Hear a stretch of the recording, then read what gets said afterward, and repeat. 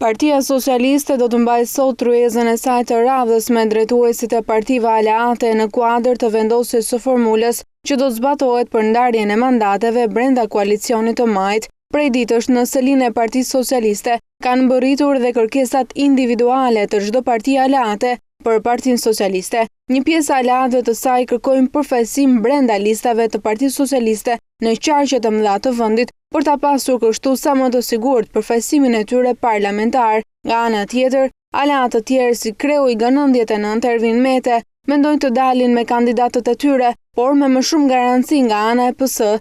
Ne mendojmë se do të ishte e drejtë që ato parti aleate të cilat në bazë të numrit të votave të tyre, nëse do të ishte korrektuar sistemi, do të kishin përfaqësim në parlament, ashtu siç jemi edhe ne, të kishin përfaqësim dhe në një listë të përbashkët me Partinë Socialiste.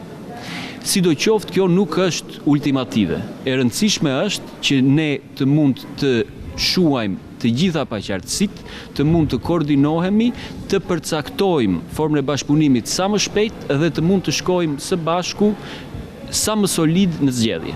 Në tryezë pritet një diskutim i nxehtë edhe sa i përket koalicioneve. Sipas Metes, Partia Socialiste nuk duhet të kërkojë më një aleancë me LSI-n.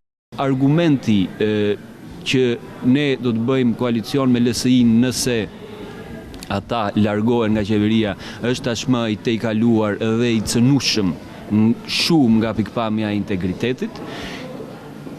Për ne, koalicion parazgjedhor me ta është jashtë çdo diskutimi dhe kjo duhet theksuar fort edhe nga Partia Socialiste në mënyrë që të eliminohet mendimi se LSI-ja do të jetë në pushtet pavarësisht se kush është fituesi. Pavarësisht numrit të rritur të aleatëve, Partia Socialiste pritet të shtojë edhe më shumë numrin e partive me të cilat do t'i drejtohet zgjedhjeve të 23 qershorit.